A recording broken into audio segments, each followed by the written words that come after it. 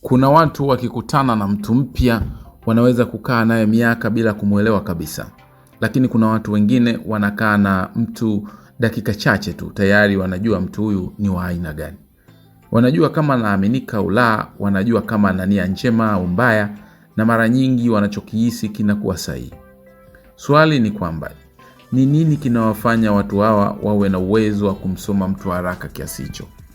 Ukweli ni kwamba hapa sio uchawi, bali ni uwezo wa kuona vitu vidogo ambavyo watu wengi hawavioni. Na kama wewe pia una uwezo huu, kuna dalili fulani utaanza kuziona kwenye maisha yako. Katika video hii nitakuonyesha dalili 7 zinazoonyesha kwamba una uwezo mkubwa wa kumsoma mtu haraka. Na ukimaliza kusikiliza unaweza kugundua kwamba labda wewe ni mmoja wa watu wachache wanaoweza kuona tabia halisi ya mtu kabla wengine hawajagundua. Dalili ya kwanza, unasoma lugha ya mwili kabla ya maneno. Watu wengi wanamsikiliza mtu kwa maneno anayosema, lakini watu wanaojua kumsoma mtu haraka wanaangalia kitu kingine kabisa, yaani lugha ya mwili. Jinsi mtu anavyokaa, jinsi anavyotazama macho, jinsi anavyosogeza mikono yake. Kwa mfano, mtu anaweza kusema nina furaha kukuona, lakini macho yake anaangalia pembeni, uso wake hauna tabasamu na mwili wake umejifunga. Mtu anayejua kusoma watu haraka ataelewa mara moja maneno yake sio ya kweli, kwa sababu mwili wa binadamu mara nyingi unasema ukweli ambao maneno yanaficha. Ukigundua kwamba mara nyingi unahisi kitu tofauti na kile mtu anachosema, huenda una uwezo mkubwa wa kusoma lugha ya mwili. Dalili ya pili, unagundua mabadiliko madogo sana ya tabia. Watu wengi hawaoni mabadiliko madogo ya tabia, lakini mtu anayejua kusoma watu haraka anaweza kugundua hata mabadiliko madogo sana.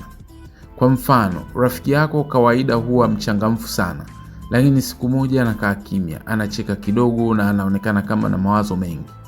Watu wengi watasema labda amechoka, lakini wewe utahisi kuna kitu hakiko sawa. Na mara nyingi ukimuuliza vizuri, utaona kweli kuna kitu kinamsumbua.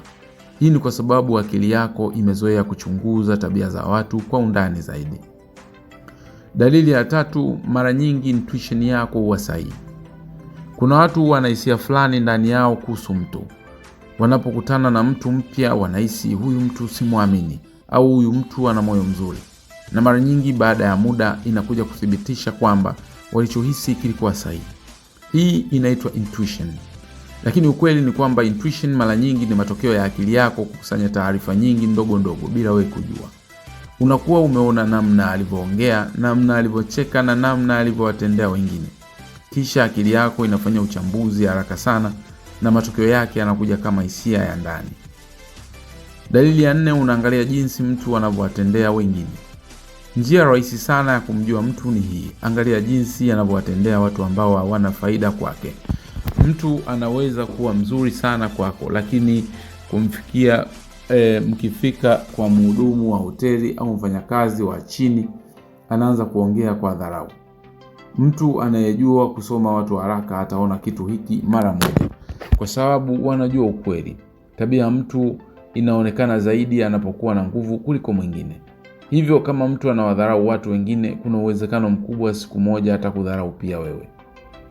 Dalili ya 5, unasikiliza zaidi kuliko kuongea.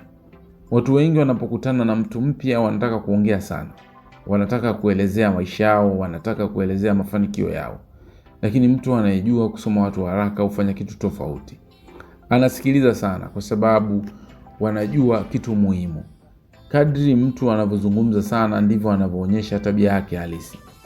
Ndani ya mazungumzo mtu anaweza kuonyesha kiburi, wivu, heshima, uaminifu au tamaa. Na mtu anayesikiliza kwa makini ataweza kuona vitu hivi bila hata kuuliza. Dalili ya 6, unachunguza consistency ya mtu. Kitu kingine kinachoonyesha watu wanaojua kusoma watu haraka ni hiki. Hawaangalii maneno pekee, wanaangalia mfanano wa maneno na vitendo. Kwa mfano, mtu anasema anathamini sana urafiki, lakini kila mara anakosea hadi anapotea bila sababu, na anakukumbuka tu pale anapohitaji kitu. Mtu anayejua kusoma watu haraka ataelewa haraka sana. Maneno yake na vitendo vyake havilingani. Na hapo ndipo watu wengi hukosea. Wanasikiliza maneno matamu lakini hawachunguzi vitendo. Dalili ya 7, una uwezo wa kuhisi nishati ya mtu. Hii inaweza kusikika kama kitu cha ajabu, lakini ni kweli.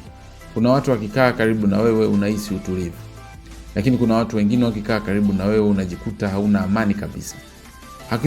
Hakuna kitu kibaya wamefanya, lakini kuna kitu ndani yako kinakuambia kuwa makini. Watu wanaojua kusoma watu haraka mara nyingi huwa na uwezo mkubwa wa kuhisi energy ya mtu, na mara nyingi hisia hizi huwa na ukweli ndani yake. Ukweli ni kwamba kumsoma mtu haraka sio kipaji cha kuzaliwa nacho tu, bali ni uwezo unaojengwa kwa kuangalia, kusikiliza na kuchunguza tabia za watu kwa makini.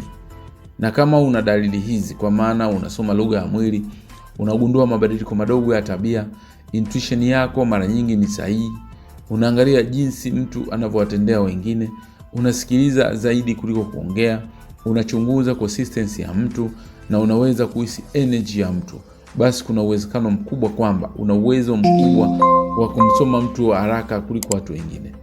Na uwezo huu ukitumia vizuri unaweza kusaidia sana kwenye urafiki, mahusiano, kazi na hata biashara. Kwa sababu mara nyingi maisha yanaharibiwa na mtu ambao hatukuwasoma mapema.